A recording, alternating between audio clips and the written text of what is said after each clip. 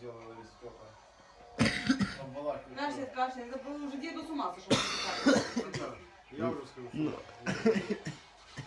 Но ты же не Тебе надо дед. пролечиться, Костя. Не полечиться, надо полежать. Не так, как ты лечишься. Да, скажешь, значит, мой диплом этому, моей комиссии, ректору, Если ты пойдешь к этому комп... врачу, она тебе даст справку, и ты подосвить умеешь. Ага.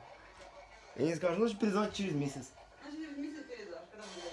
А, вот как это делается.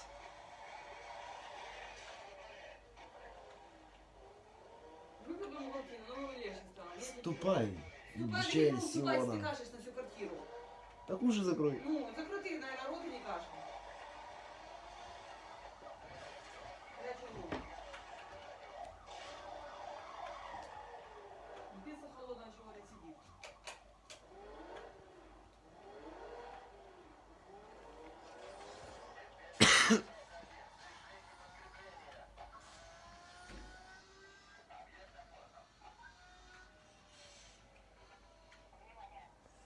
Твою же мать.